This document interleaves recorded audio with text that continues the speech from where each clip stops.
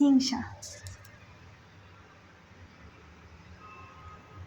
সম্ভ্রান্ত মুসলিম পরিবারের সন্তান বর্ষা বাবা ইমরানকে নিয়ে একটি পরিবারের সাথে আছে রোকেয়া, সিরাজ, রিয়াজ।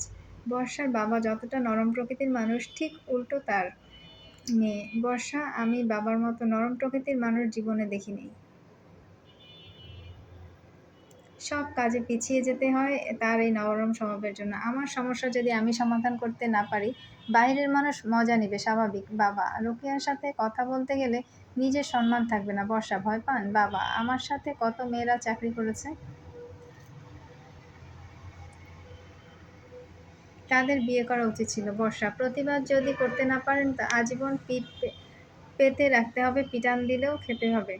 কথা শেষ করে বর্ষা রুম থেকে চলে গেছে। বাবার নীরবতা তার যতটা অপছন্দ তার ততটা বর্ষার জন্য আদর্শ।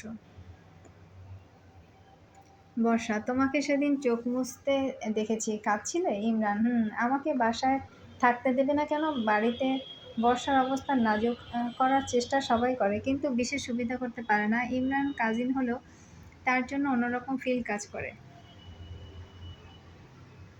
বর্ষা ইমরানের সাথে যোগাযোগ আছে মানে আমার মায়ের সাথে এখনো যুক্ত আছি। বাবা ওকে বাসায় রাখলে আমরা এখানে থাকবো কিভাবে? বর্ষা এমনিতে বাসায় থাকার পরিবেশ নেই। বাবা সবকিছু কি ওদের নামে লিখে দিয়েছেন? বাবা না।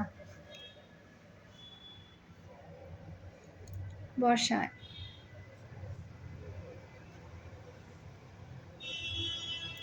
ওদের এত জোর আসে কোথা থেকে? ইমরানের সাথে প্রেম না হলেও রোকেয়া ধরে নিয়েছে কিছু একটা চলছে, এই জন্য বাড়ির পরিবেশ সবসময় উত্তপ্ত থাকে। হঠাৎ রিয়াজ ফোন ফোন করে। রিয়াজ তোমরা বাড়ি থেকে পালিয়ে যাও, এখানে থাকলে বিয়ে হবে না। ইমরান বাড়ি ছেড়ে পালাতে যাব কেন? তাছাড়া ফুপা ছাড়া আমাদের কে আছে? রিয়াজ বর্ষা প্রেম করে, রাজকন্যা তোমার হবে না, তোমাকে কাজ দেব, বাড়ি ছেড়ে দিবা। ইমরান ভাবছে কার সাথে প্রেম করে। ভাই কাজ পেলে চলে যাব। রিয়াজ ঢাকা চলে আসো। ইমরানের ক্ষেত্রে তাই হয়েছে।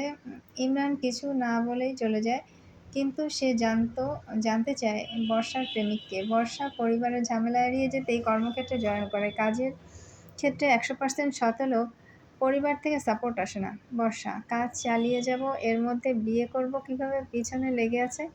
রিয়াজ বিয়ের প্রস্তাব দিয়েছিল, রাজি হয়নি। বন্ধু কেন? বর্ষা উনি বিবাহিত, বয়সের দিক থেকে আমার সিনিয়র, টাকা থাকলেই সব হয়ে যায় না। এদের চরিত্র বলে কিছু থাকলে আমার পিছনে লেগে থাকতো না।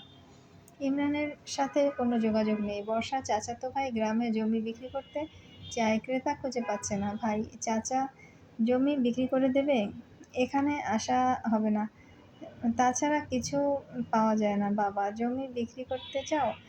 ভাই জি, ক্রেতা পেলে জানাবে। বাহিরের লোক জমি কিনলে পূর্বপুরুষের জমি হাতছাড়া হয়ে যাবে। গ্রাম আর শহরের বাসা দুটো স্থান বর্ষার চেনা। গত 20 বছর ধরে এখানে তার বসবাস করছে, কখনো মনে হয়নি আবাসনের জন্য নতুন ঠিকানা খুঁজতে হবে। বর্ষা ভাইয়া যদি আমাকে জমি দেয় তাহলে দাম দিয়ে কিনে নেব।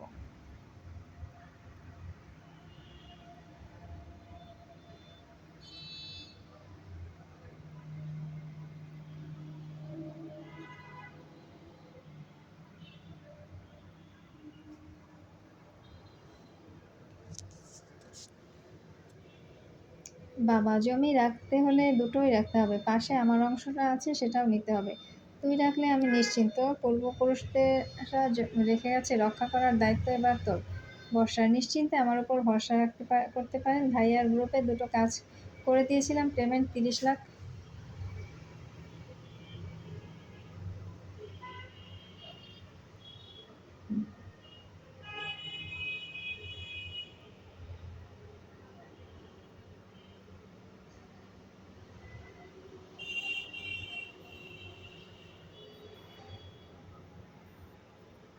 টাকা ক্যাশ দিতে হবে না, জমি রেজিস্ট্রি করে আমার নামে দিবেন। বাবা ঠিক আছে, যথাযথ সময় রেজিস্ট্রি হয়ে গেছে। বাড়ি দখল আসছে না, কারণ বাড়ি কাশেম কাকার দখলে, ফোন দিয়ে কথা বলা যায়। বর্ষা আসসালামু আলাইকুম কাকা, কেমন আছেন? কাশেম ফোন দিয়েছো কেন?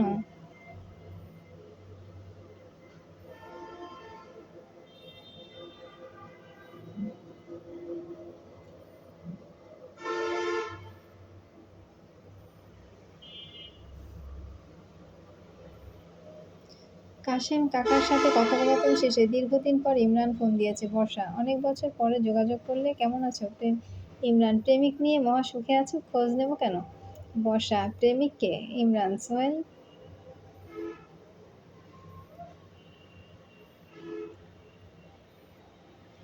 বর্ষা: সোহেলকে। ইমরানের রাগ 100 ডিগ্রিতে উঠে গেছে। বর্ষা: তোমার কানে মন্ত্র কে দিয়েছে? ইমরান: রিয়াজ ভাই। বর্ষা: তোমার ভালোবাসার রিয়াজ ভাই এত কথা বলেছে, নিশ্চয়ই তার বিয়ের প্রস্তাব রিজেক্ট করা হয়েছে, তাদের বাসায় আমি যাই না বলেছে।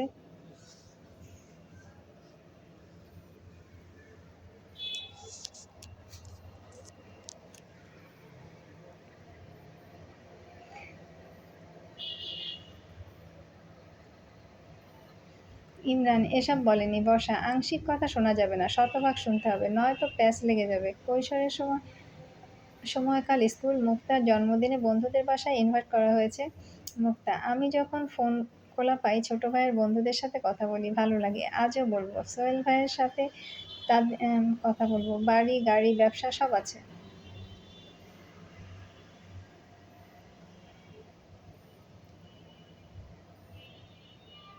মুক্তা ফোনে ডায়াল করতে করতে বলে, বর্ষা প্রথমে কথা বলবে। সে রাজি না হলেও জোর করে ফোন ধরিয়ে দেওয়া হয়। বর্ষা: আসসালামু আলাইকুম, কেমন আছেন? ব্যক্তি: আপনি কে? নাম কি? বর্ষা: ভুলে গেছি। বর্ষা কথা না বাড়িয়ে ফোন অন্যদের কাছে দিয়েছে। একে একে সবাই কথা বলে, কিন্তু মুক্তার সোহেলকে পছন্দ করে বলা হয়নি। মুক্তা সোহেলের সাথে দেখা করতে যাবে, কিন্তু তাকে একমাত্র মুক্তা ছাড়া কেউ চেনে না। কফি শপে দুটো ছেলে বসে আছে, জানা হলো না তাদের মধ্যে সোহেল আছে কিনা।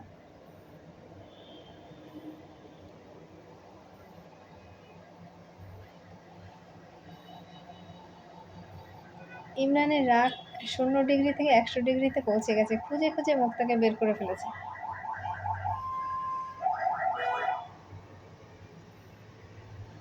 ইমরান: আপনার জন্য আমার জীবনে ভ্যালেন্টাইন্স আসেনি। মুক্তা: আপনি কে? আমি কি করেছি? ইমরান: আমি বর্ষার কাজিন। আপনি মিথ্যা বলেছেন, সোহেল নামে কারোর সাথে আপনার পরিচয় নেই। মুক্তা: আমার ছোট ভাই ইলিয়াস ফোনে কথা বলেছে, বলতে চেয়েছিল সত্যি কথা বললে কথা বলবে না, এই জন্য মিথ্যা বলেছি।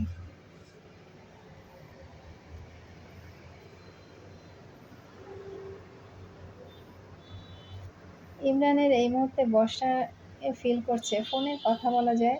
ইমরান: কি করো? বর্ষা: পাত্র খুঁজি। ইমরান: কেমন পাত্র চাই? বর্ষা: মাস্টার্স পাস, চাকরিজীবী, দুজন এক অফিসে হলে বেশি ভালো হয়, সারাক্ষণ কাছাকাছি থাকতে পারবো, একসাথে যাতায়াত করতে পারবো। আজ যা হবে সংসারে খরচ 50-50, আমাদের একহালি বাচ্চা থাকবে, পল্টু বল্টু হানি ফানি। তোমার কেমন পাত্রী চাই? নিশ্চয়ই ইন্টার পাস, ঘরকন্না। ইমরানের রাগ 0 ডিগ্রি থেকে 100 ডিগ্রিতে পৌঁছে গেছে। ইমরান: তোমার হাজবেন্ড মাস্টার্স পাস হবে, আমার ওয়াইফ ইন্টার পাস হবে কেন?